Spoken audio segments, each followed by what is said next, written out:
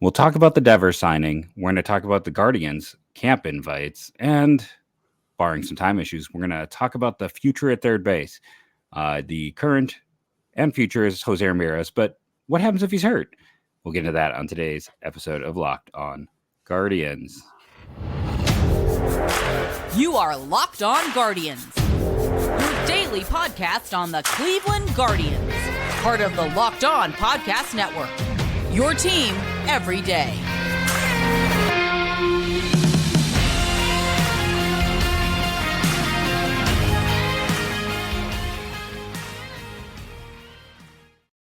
Hello, everyone, and welcome to Locked On Guardians. I am one of your co-hosts of the show, Jeff Ellis, formerly of Scout, formerly of 24/7, now all of Locked On. I guess that makes me Justin Latta. Written many places, News Herald, Morning Journal, still freelance there, formerly Guardians Baseball Insider, now the Next Year in Cleveland newsletter, which you can find at nextyearincleveland.substack.com, and now here at Locked On Guardians. Yes, and let's begin by going into the news of the day. I didn't want to say big signing at the front because I didn't want anyone to think the Guardians did something. Rafael Devers signed a contract. They did. Well, I mean, it's minor league contracts, but they're interesting. They signed people. They did. They signed, but they weren't big signings. And they're interesting. Every single one of those players is interesting for various reasons, and we are going to get into them in depth, like only we can do on the show today. But Rafael Devers signed the sixth largest contract in baseball history, and as I was joking with Justin before the show, I'm not sure he's the sixth best third baseman in baseball. It's a joke. He's clearly one of the six best, but just want to point out, like at that position, he had the sixth highest WAR last year because he's a bad defender. It's just the truth of the matter. He's not a strong defender at that position.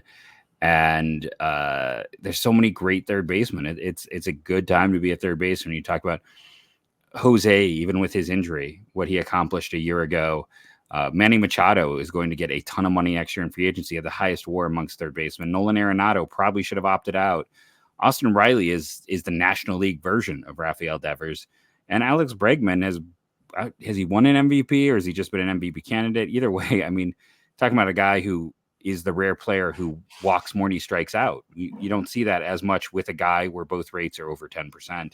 I mean, Devers is clearly in that group, but to me, it's a top six. And then you got like Matt Chapman kind of in that next tier leading things off. But Boston, I don't know if I want to say they overpaid, but this definitely felt like we can't let Devers go after trading Betts. And I will say on the other side of things, if you're going to have to pick which guy to overpay, they should have overpaid Betts. That's the guy who's more likely to age better, played a premium position, was younger. And I know you'll compare in a second to the Jose situation, but he's a great player. It is a great thing if you're a Boston fan that he is going to be there. He's going to probably set some records, but I don't know. If I was also a Boston fan, it would feel a little too late with this front office. And for this front office, this definitely felt like oh bleep, we can't let anyone else go. Like they had to do, like they were forced into a corner, and because they're forced into a corner, they paid a lot of money for a lot of years to a guy that about halfway through that contract is going to be their first baseman. Yeah, Devers had all the leverage in that situation without a doubt, and that's a franchise that was on the ropes, and they still are. Like you said, I don't know what they're doing right now. They are kind of muddled in the middle. They added some bullpen pieces. They let Nate Eovaldi go. They're going to try to do something to rotation. I don't know, but you're right. They had to pay Devers, and I think they paid the wrong guy. I think Devers will age fine. Like, are they overpaying? Yes. Will he be a good player for a long time? Yes, he will be. I agree with you. Definitely Mookie Betts would have been the guy signed. I would not have. I know they don't have a shortstop right now, and I don't even know if they have a shortstop in their system because, well, Marcelo Meyer, does he project to be a shortstop long term? Yeah, but I mean, he's what, like 3-4. I mean, he's probably 3 years away from being 3 years away. I mean, it's a joke. So he's 3 years away. I mean, Nick York's the second baseman, Mikey Romero. I mean, all they've done is draft these. I like Mikey Romero. I like him as well. That's why they're going to draft Colt Emerson. Like they have a type, the Ohio kid, but the York and Romero are not shortstops.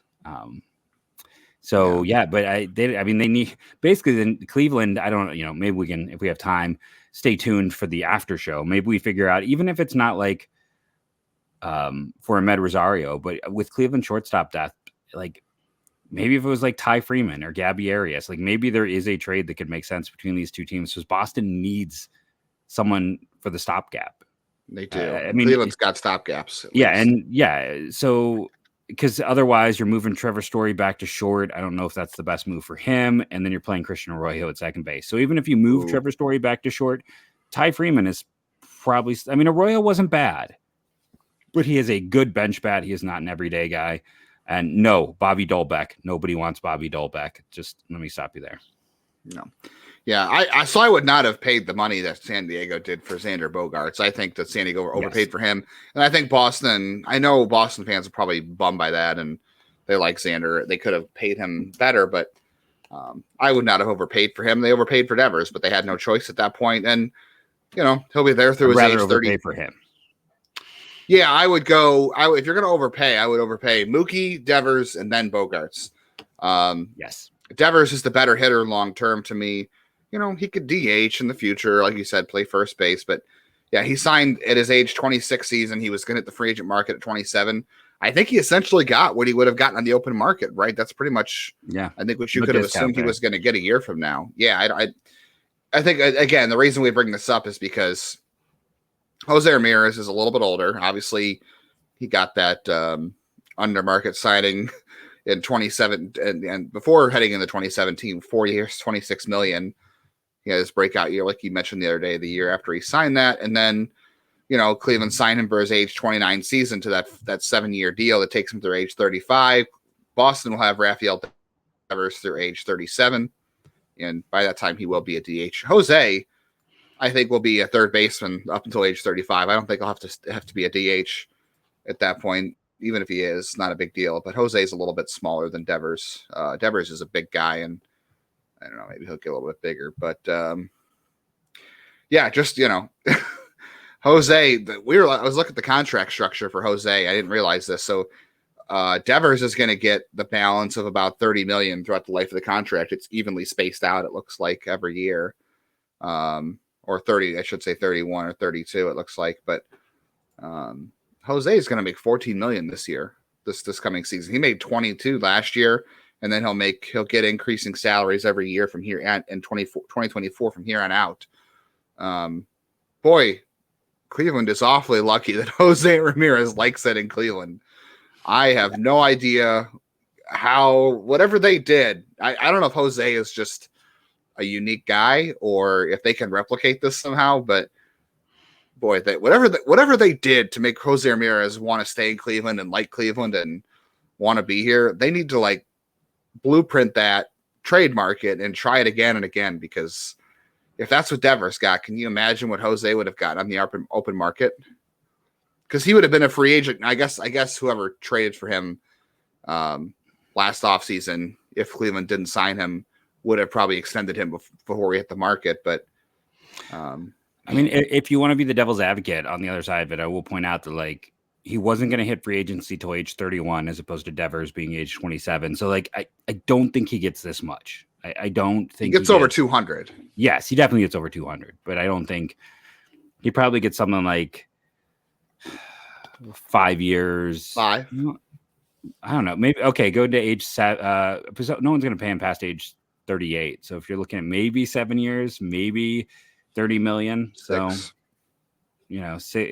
that's the thing. He may not even get 200. If it's 6 years, 30 million a year, that's 180. So I'll say 6 180. Yeah, that's a good bet. That's still the fact that he got 7 141 and 6 180 and like you said, Devers is a top 5 third baseman, but he got paid like he's the best third baseman in baseball. 100%. Yeah. And that's kind of my thing on him. And to me, he's pretty clearly not. And like I said, even though he's younger, he's already not a good defender. So you do worry about the aging curve with that. And it's a profile just in terms of the low walk rate. He's always been a good contact hitter, but that sometimes that can also start to turn awry as someone approaches their 30s. So it definitely has some back end potential to be very painful. but I don't think anyone's really complaining about that up front. It's a solid deal. And, him and his agent had Boston over a barrel, and he got paid. They just definitely need to figure out a way to make the front end of that contract competitive for them. They need to, because like you said, no one's going to care in the back half.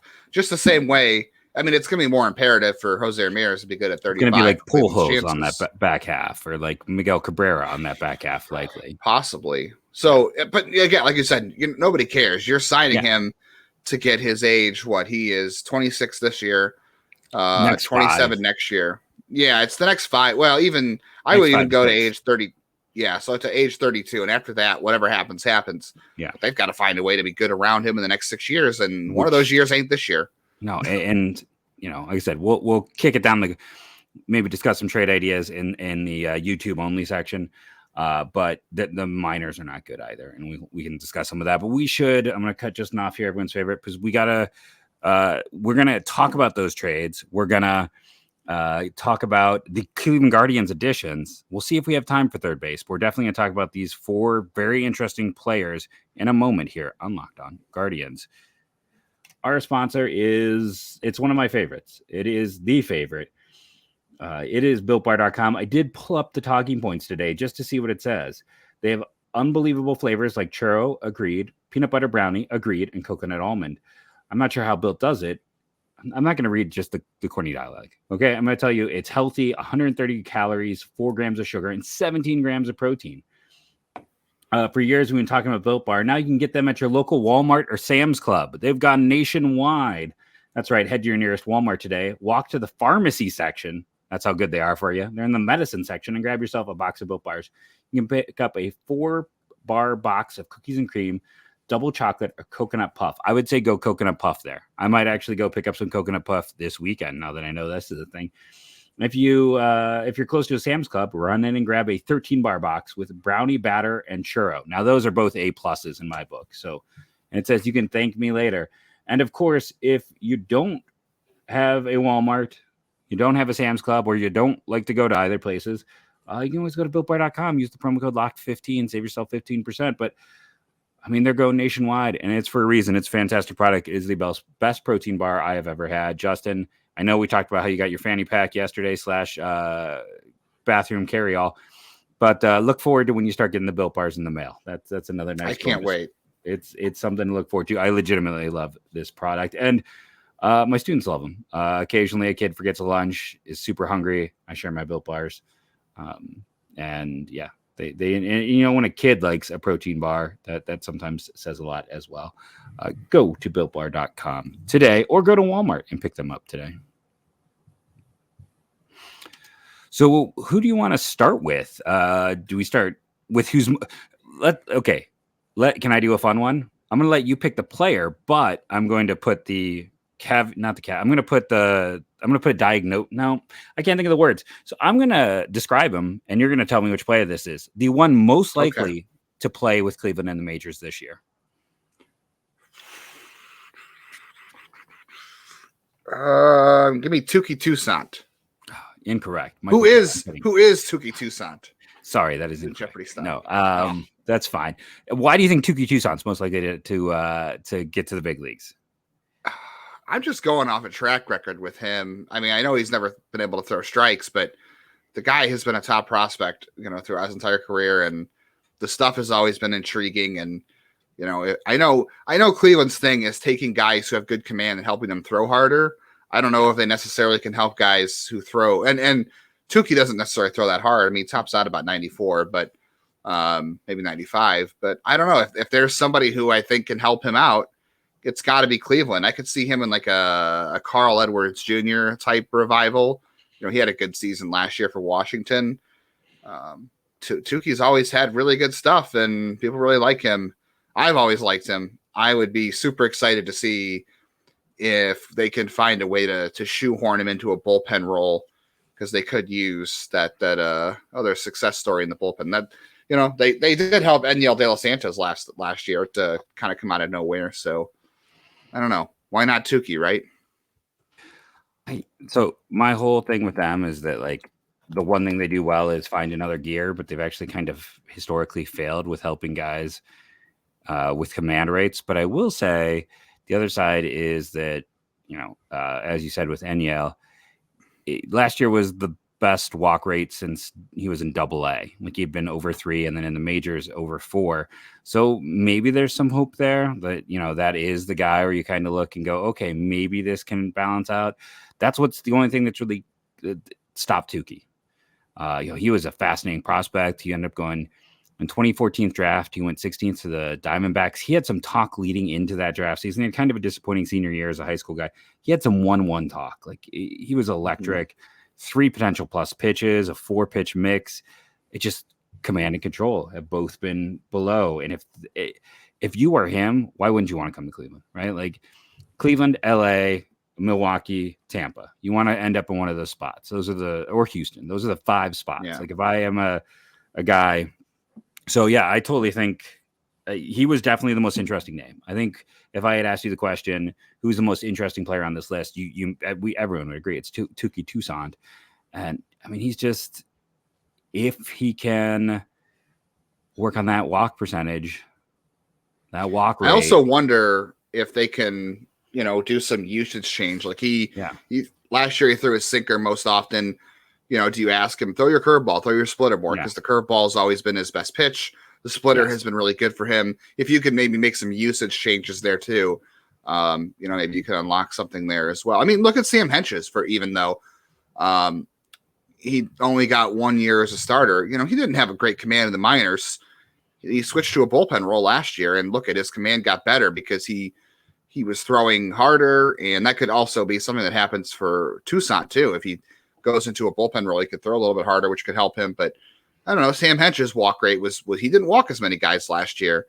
I don't think they really changed a whole lot with him. It just became a usage issue, different usage of his arsenal, and not you throw harder, you just let your stuff go, and sometimes your stuff plays better, and you're not necessarily throwing more strikes, but guys are swinging and missing or making bad contact because they're only seeing you one time through the order, and that cuts your walk rate down without really having to try too much. So that could be just one simple way to do it. I would envision that they're going to have him in a bullpen role, because look at their starting depth at the AAA and AA. How can you say this is a guy that's going to be in our starting rotation in the minor leagues or something? Because I just don't see how you can do it. I think, too, with him, I think you have a good point there about maybe getting rid of the sinker, too, because he has had very high ground ball percentages. Not necessarily scrapping it, but using it less.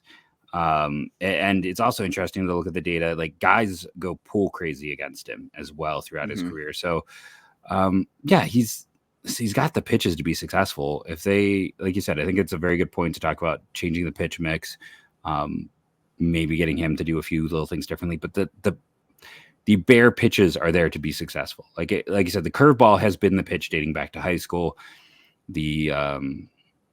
I totally blanked out. It was the split. Maybe he goes to that more and become a two pitch guy. Maybe show some of those other pitches and very low percentages.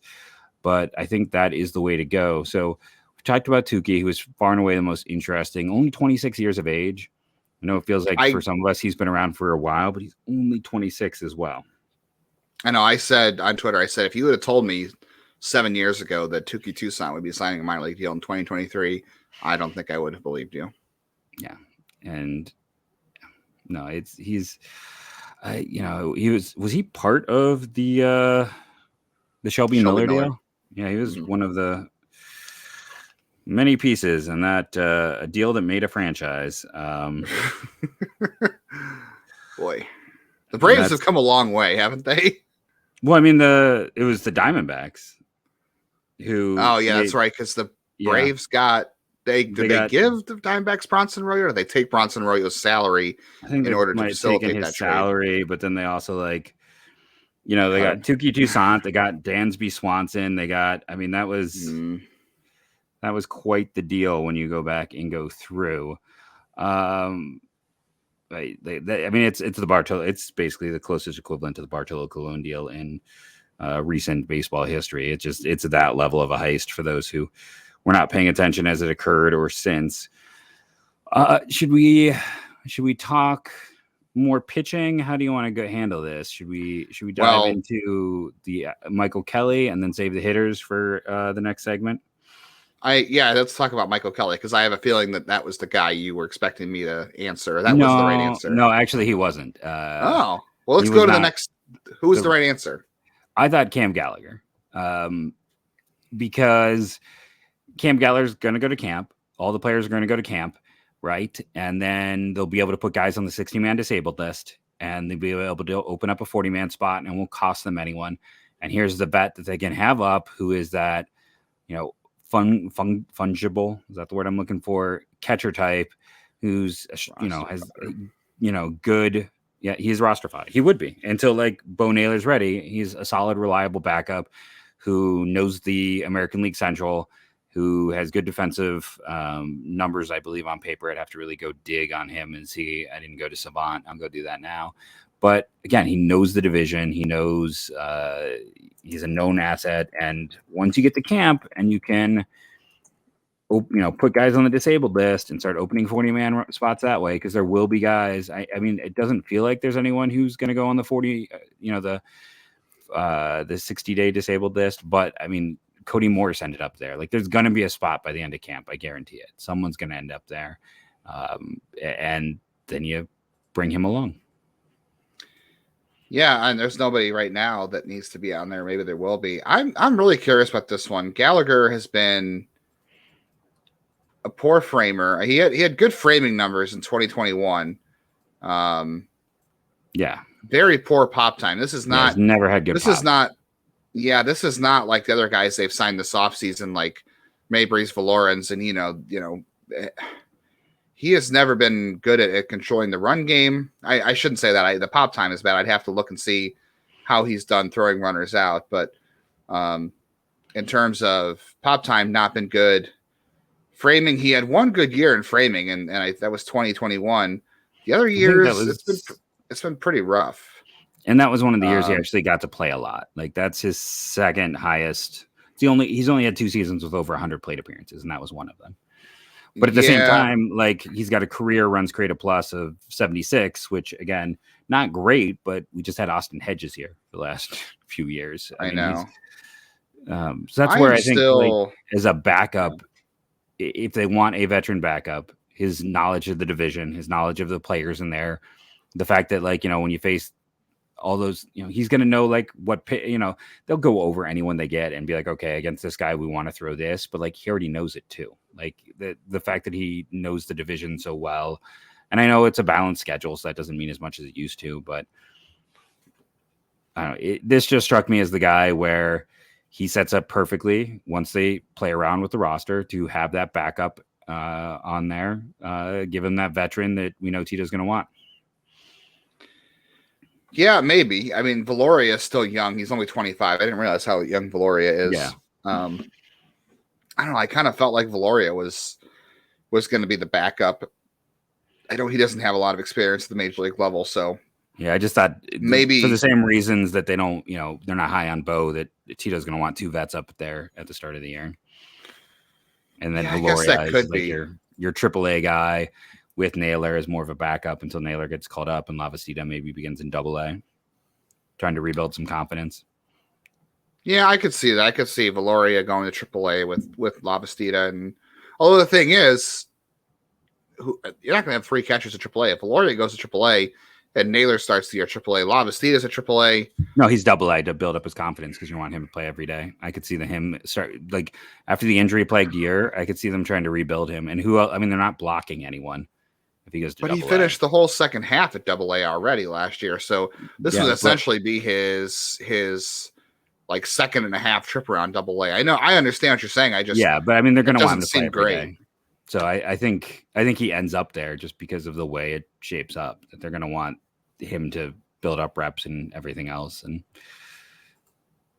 there's no one else unless you're putting Valoria down there, and Valoria is left-handed, though. I don't know if that makes a difference in terms of wanting to have a platoon early on. Not platoon, but having a left-handed option at catcher. But I don't know. I maybe they'll see how it goes with Gallagher at first and as a backup. And because, I don't know, the arm and the pop time that's going to be so important this year with the pickoff rule. I don't know how you can get away with a guy like Gallagher. I have to see. Maybe the pop time doesn't necessarily say how good he's been at controlling the run game, but I don't know how that changes this year. So I have a hard time believing they're going to get away with it. I guess we'll see in camp, right? Like they're going to see how that, because the rules will obviously be in place in spring training. So we'll see. We'll see what happens. He was trying to look at his throughout percentage. It's not great. He has not been great. He was he threw out 4 of 17 in 2021, which is not bad, I guess. And he threw out 2 of 8 in last year. So in the minors, let's see, because in the minors he would have played against the new rules.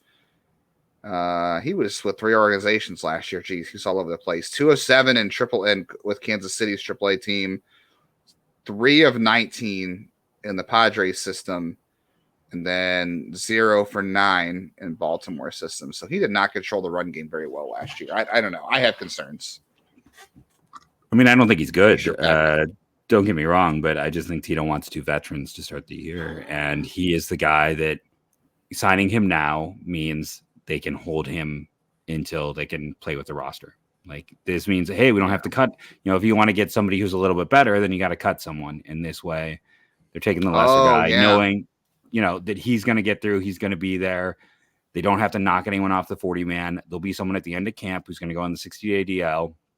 And you probably want someone like him for half the year. And I think that, to me, that's all it is. This is just roster manipulation, and he is the best guy they could get at the cheapest possible price. Well, you don't have to add Naylor to the 40 to bring him up either. You'd have to add Gallagher to the 40 or Valoria. But you're right. If you put Gallagher on the 40 and make him your backup, you're like, okay, well, if we DFA him when Naylor's ready and that opens a spot for anybody else, that's fine. I don't know if they wouldn't be comfortable doing the same thing to Valoria, though. Like, you know, I understand he's 25 and maybe offers a little bit better depth and you're less worried about losing Gallagher, but I don't know. If any other team wanted the Valoria, they could have signed him this offseason too. Yeah. So you can easily say the same thing about him. He can create roster space. I just think it's the Tito preference. That's all. But, you know, I think he's going to want the guy with the experience, the knowledge, and that. Like, I mean, it's why we got Sandy Leon back here. It's why we owe it. I mean, they never ran with anyone young at that catching position. I mean, even when Mejia was a prospect, and we know he wasn't a great defender. But, like, I mean, they have not run young players. Eric Haas barely got to play. I mean, Tito's whole time here, catcher, has been vets. You know, closer to 30, better. Over 30, great. But let's take a quick break, and then we're gonna come back and talk about the last 2 players that we have not discussed yet on today's episode of Locked On Guardians. And we are back. Okay, Michael Kelly.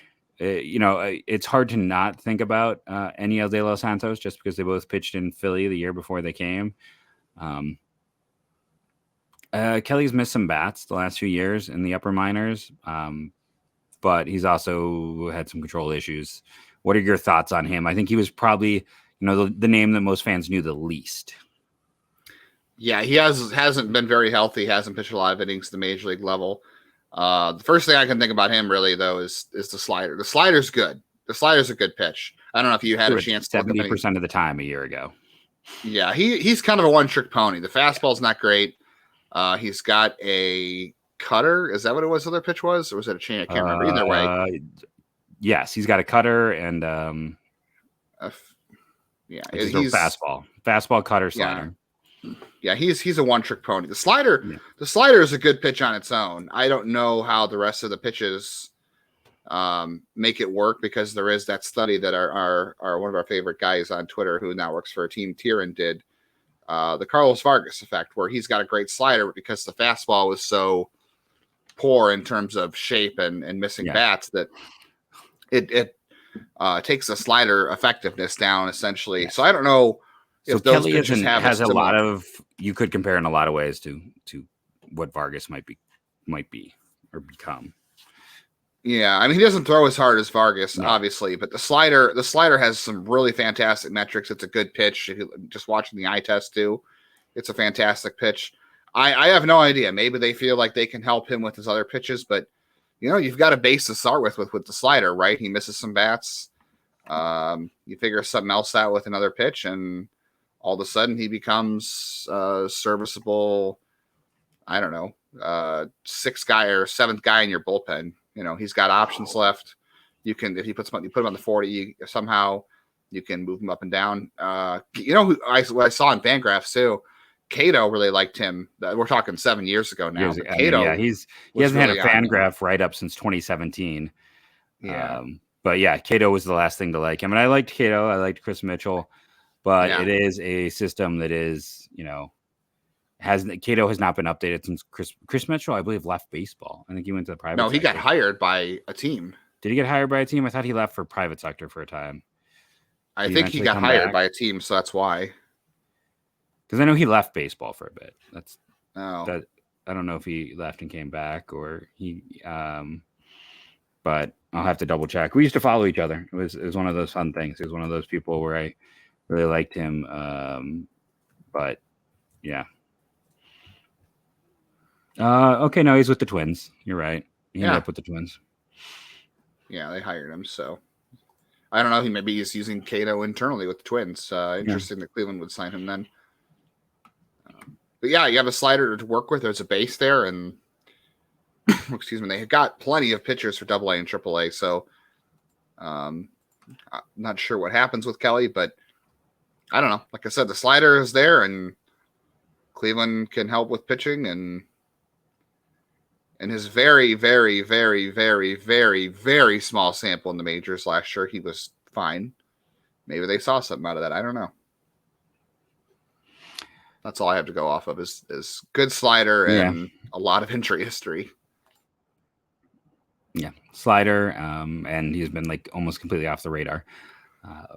But yeah, no, he's an interesting player from that perspective, but definitely the least well-known name. Okay, Jeopardy. Who is the fastest player in this trade? This one has a correct answer. Not trade, it's group of signings. Yeah. It's not Terrence Gore, but I think the best thing you could say about him is maybe he's a Terrence Gore. It's Roman Quinn. Yes. He's an average fielder. He's got 80 grade speed. He's probably one of the top 10 fastest guys in baseball. And he's an all right depth guy. They do have, and they don't have blistering speed in those minors anymore. Like we talked about that with Deshaun Murphy, like trying to find a guy who had that speed level, and they don't have it anywhere. So it does bring a component they don't have.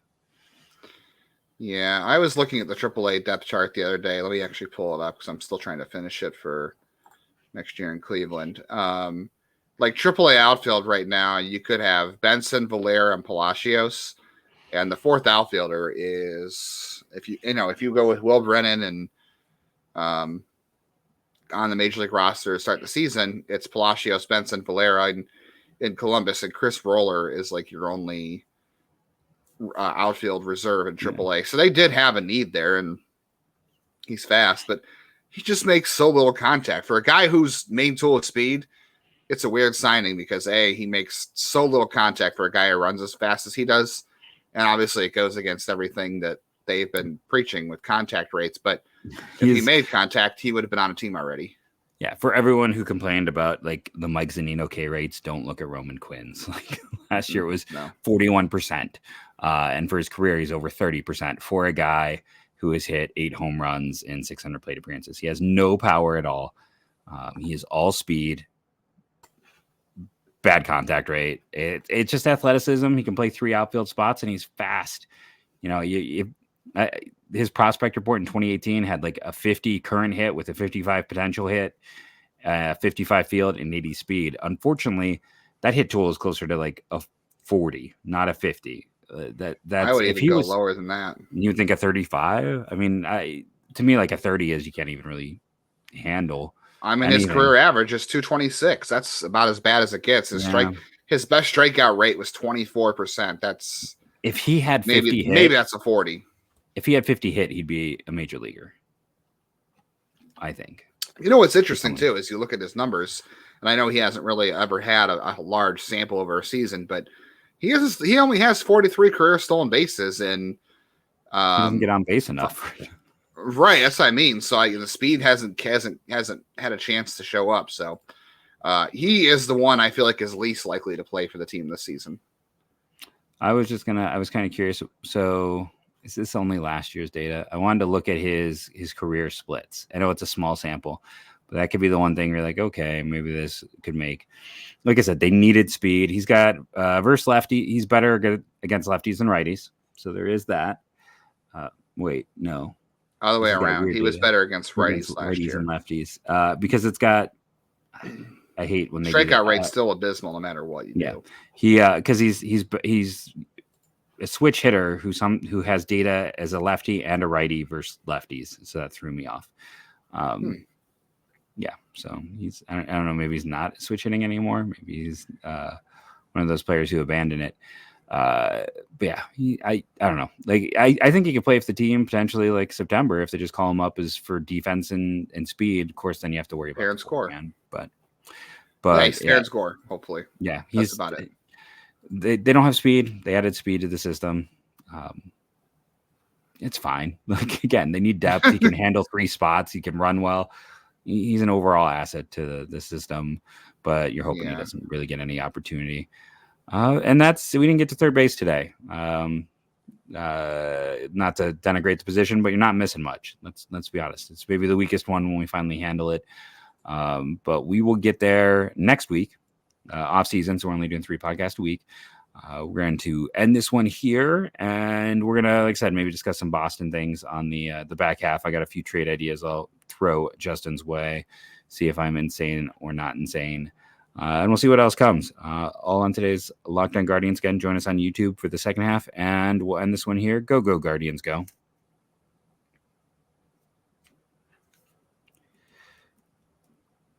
Okay. So if we're going back to the promised Boston trades, have you looked at Boston's roster at all? Yeah, it's bad. It's not it's not bad, but it's not good. It's very it seems like a team destined to finish 81 and 81. I feel like. Yeah, and the crazy thing about, like, again, MLB.com is not the be all end all. And again, when they talk about the level they played at, I kind of hate that they put MLB if they've been added to the 40-man. So it's hard to really guess like how many of these guys are really MLB level guys and how many were just guys who got put on the 40-man roster. But it is a lot of guys in the upper level. Their drafts, I'm sorry, haven't been great for a team that saved a lot of money by. I mean, I thought they're going to save a lot of money with Nick York, and then they actually paid him a decent amount. They haven't gotten as much, Mikey Romero was a guy, if you listen to this very show, I talked about he's going to go higher than everyone's projecting him. I go, he has a lot of fans inside the game. He's going to go higher. I did not expect that high, but I knew he wasn't going to get to the second round. I had said that. I said he's probably not getting through the comp picks. Thanks to, you can probably connect the dots to who my California connection is if you have been with me long enough. But yeah, it's a minor league system that's rough. That being said, there are a few guys I really like there. One is Connor Wong. Again, if you're a longtime person, he's got okay defender, not necessarily great back there. Played some second base, some in third base, and some catcher last year. Runs for a catcher. He's probably one of the best running catchers in baseball. Has a nice level of athleticism. Hasn't gotten too many opportunities with Boston, but again, if we're looking at that potential long-term backup type, I mean, Connor Wong is really interesting. And prospect-wise for them, not looking at the big names, I'll leave Blaze Jordan for you. But a name who's way down their list that I've kind of liked is Nico Cavadas, which, again, if you're a longtime listener of mine, I liked him coming out of Notre Dame. And all that guy has done is destroy baseballs. He is a left-handed power hitter. He is listen, I'm a big dude. You can tell looking at the picture. I could stand to lose some pounds. We are not dissimilar in weight. He's got an inch on me. I'm 6 feet. He's 6'1", but he's rocking a 235 by his listed. Now there's a chance maybe he's lost some of that as he's gotten to the big leagues, but I mean he destroys baseballs wherever he goes. So, and yes, he's been old for his level and getting into all of that. But if you're kind of looking for some down the line guys, like he really stood out to me in the system, and then who's the other guy that Cutter Coffee, who they just drafted, has got an interesting bat. But could be a two-way player, right? Yeah. I mean, listen, he's got big power, but I mean, it was a terrible year. He was a guy who had lots of hype, and then it didn't come together for him last year. I mean, I look, it's amazing to me how many guys like David Hamilton isn't necessarily a bad player, but he's 25, and then they're high ranked list. Franklin German 25, Connor Siebold 26. They have a lot of older prospects too. I mean, they're in old minor leagues, and it's not strong minor leagues. I'll leave Blaze Jordan to you. I feel like last time we talked, he was kind of one of your guys. I do like Blaze Jordan. I don't know. I'm a little worried that Blaze Jordan is another Clint Frazier, where he is just a bat speed darling, and there's not much else there, because that's really what stood out for him right as an amateur was the bat speed and the power and youth. Yeah, and he's got good performances so far. He is not disappointed at all at the minor league level. I have no idea if he's going to stay at third. I had imagined probably not, but hey, if they're willing to, I don't think their system is so bad that they probably can't afford to trade Blaze Jordan, but I'd be interested to go that route for sure. I'm not opposed to Connor Wong. I like Connor Wong. I think that's a good one. But no, I want to know what happened to Ronaldo Hernandez, because Ronaldo Hernandez was a big prospect for Tampa Bay catching wise, and they got him, I think, in the who's the lefty? Jalen Beeks. The Jalen Beeks trade, I think, was that it? I feel like didn't Hernandez come over in another trade? He was not long in Tampa. He was not. He was in their system for like 4 years. Yeah, he was one of their better catching prospects for a while. Well, he was like a top 100 prospect.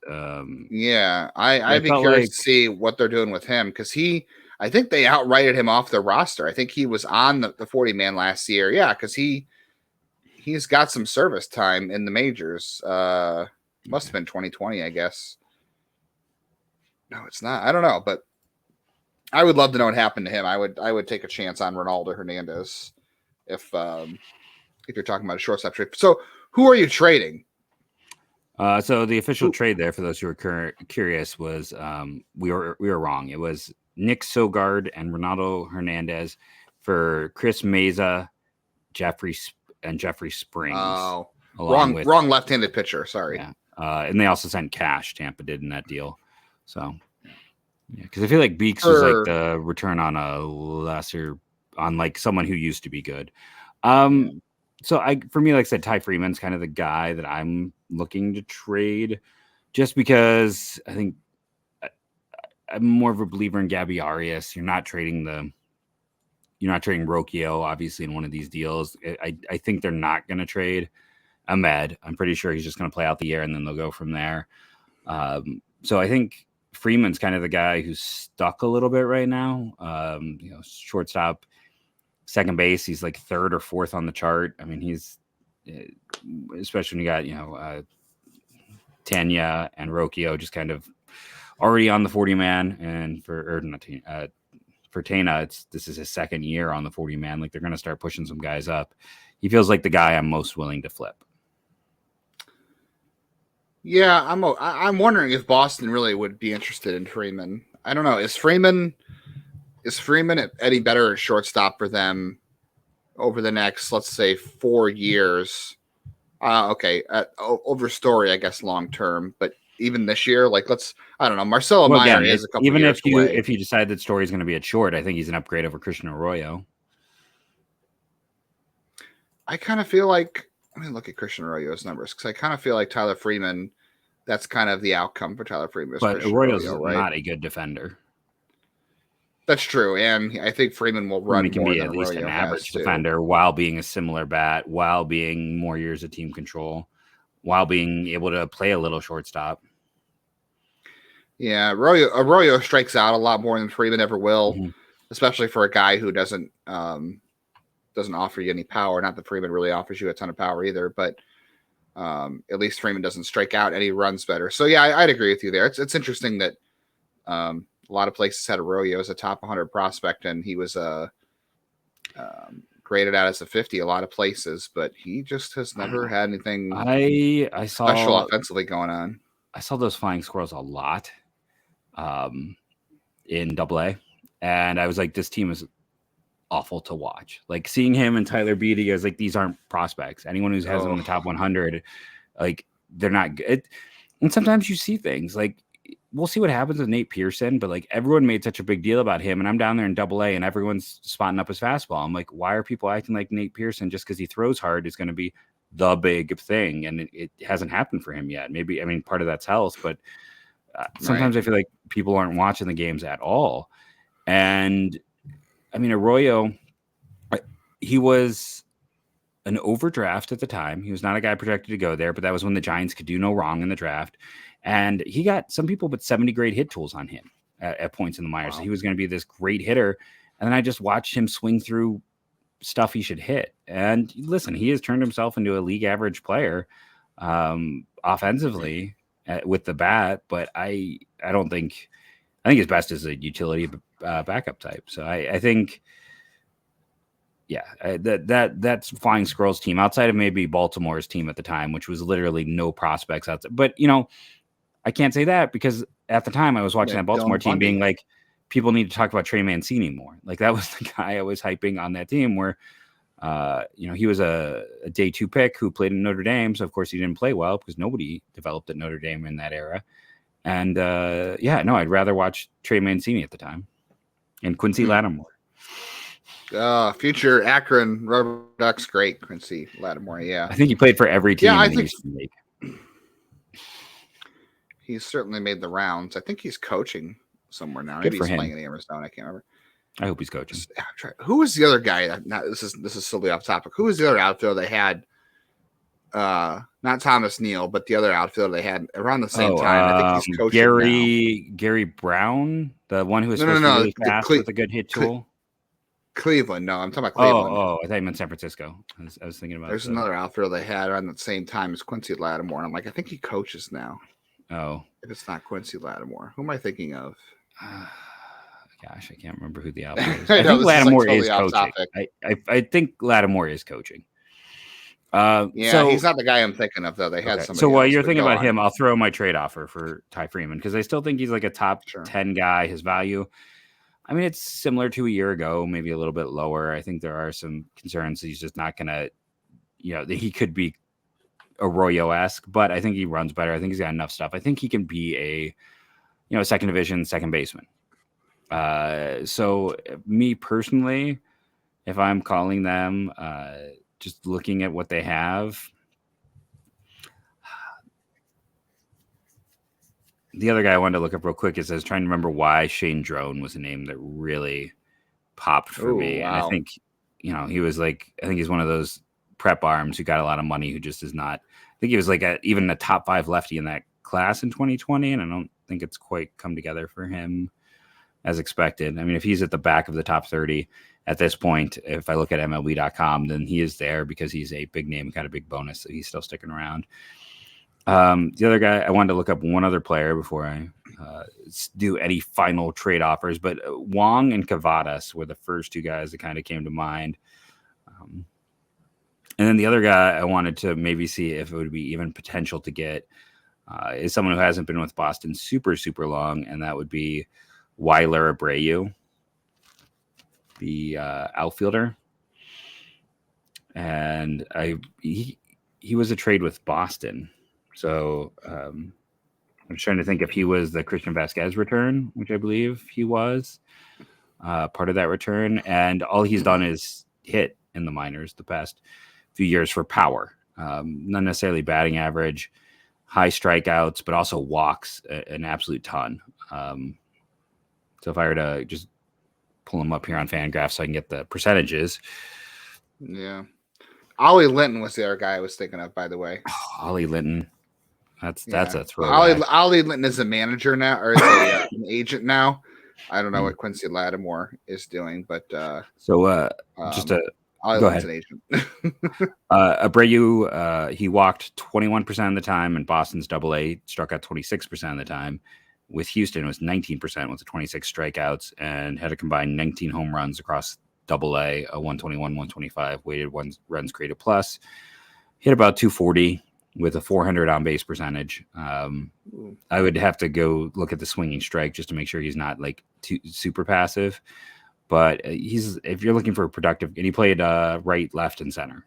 So yeah, he's on their 40. Interestingly enough, yes, yeah, they had to add him, so they decided to, which means they liked him enough to do that. So the downside, if you try to get like him and you couldn't do him and Wong, but maybe for a team that could use power, if you could convince them like Abreu and Cavadas. Cavadas was just drafted in, I want to say 2021, so he's still got two more years before you got to add him. He's already up in Double A mashing, so that I would try to do Freeman for Abreu and Cavadas. That's my take. I don't know the Boston system super well, so yeah, I'm with you. By the way, Hernandez probably out of the picture too. He is a bad defender, so that's why he is off the 40 for them. No, I think I remember that he was like bat first. It's amazing how many bat first catchers actually are no bat as well.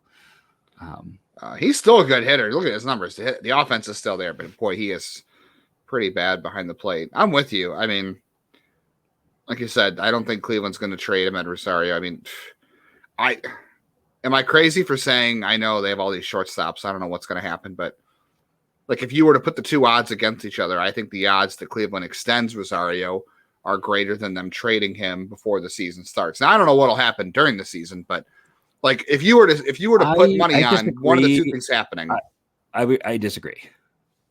Just because I think he's going to get paid. I think he's going to get I think he and his agent know. I mean, he's the same age as Devers, right? And there's no free agents in next year's free agency crop. Yeah. Someone's going to get dumb and just be like, oh, you know what? His best years are ahead of him.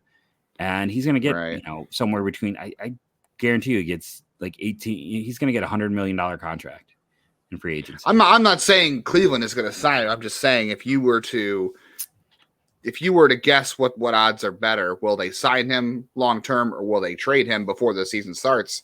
I'm saying the odds are better they'd extend him. I have no idea what will happen during the season, but if I was forced to pick one of the two options that were more likely, it would be signing him versus trading him.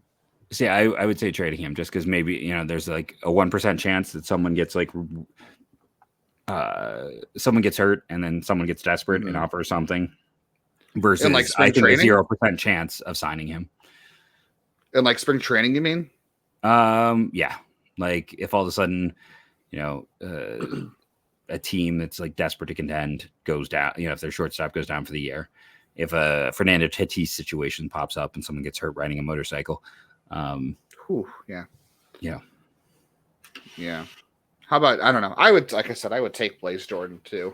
Yeah. Gabby Arias for Blaze Jordan. Bring it. I don't know. That's fine. I know you didn't want to trade Arias, but I mean, I'm fine trading him either. I'm not saying either of them are guys that I'm like getting very.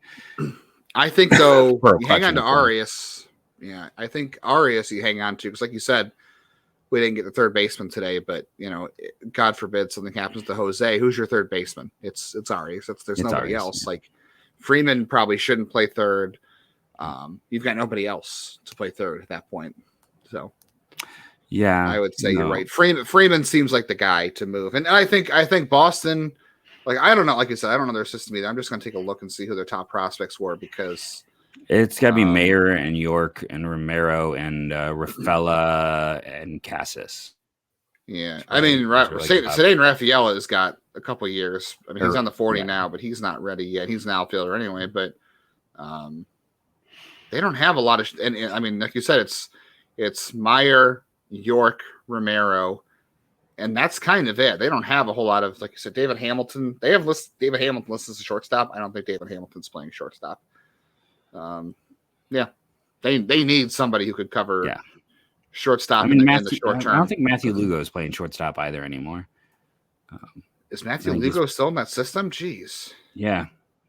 He had a good year. He had a bounce back year. I really liked him. I can't talk. I think I took him in one of my redrafts. I didn't realize he's only 21 years old. Yeah. So. Nephew of Carlos Beltran. I really liked him. He had some great evos and he had a good year this year. Yeah, you're right. At 21 at high A, but yeah. Yeah. He had a nice rebound for him, but Yeah, it's kind of funny too if you like compare the MLB list to the Fangraphs one, which by the way still has Ronaldo Hernandez listed because they haven't updated in a while. Right.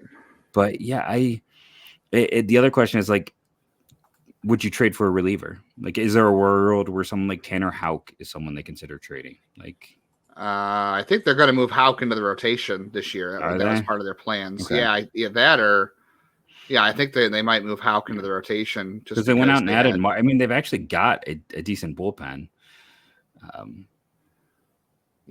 I think the plan for them is to maybe.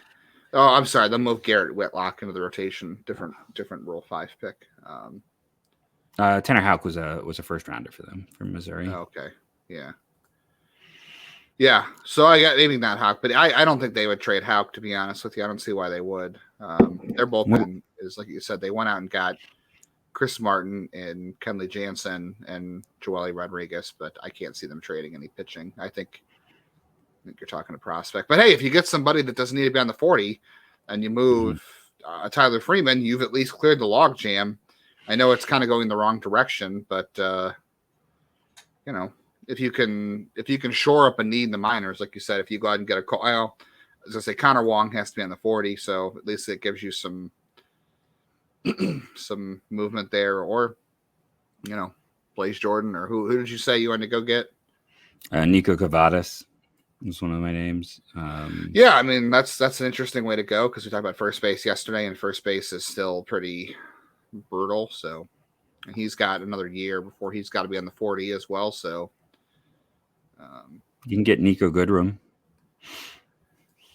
Sure, that's a way you could go. Absolutely, yeah. What about? I know they don't need him, but Chase Madroith. I know he's a little bit older, but I did like Chase Madroith a little bit. What about? Seemed like a Guardians type player. Could you 3-team it and maybe like? Ooh.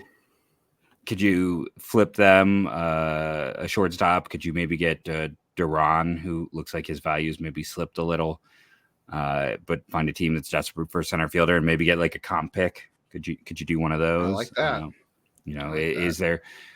Could you flip them to Seattle for their they got Seattle so many picks, all the picks, so many picks, and they have the top competitive balance pick. I shouldn't say comp pick because that's a compensation pick, but they have the top competitive balance pick. I don't know if Urban Duran gets you there, but maybe something like that outside the box. Could you somehow do 3 teams, turn Freeman into a pick, like a first round pick? Then you're actually increasing, because he was a second round pick back in the day, he was a competitive balance B pick. The second round pick was Quentin Holmes. Their top pick was Quentin Holmes. Then it was Tyler Freeman.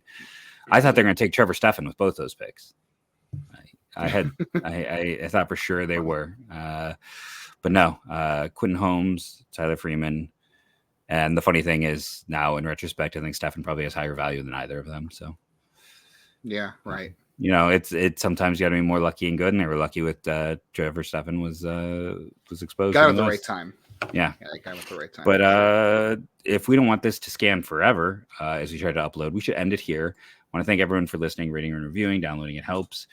Our YouTube comments were low yesterday. I think it's the lowest they've ever been. So let's see. I guess if you watch all the way through, definitely leave a comment at the bottom. Give us your theoretical Boston shortstop trade, and we can evaluate those on the show next week at some point. If nothing else, we can do it in kind of the YouTube part of the show. But leave those below, and I will comment like I do on everything. But again, thank you all, and go Guardians, go.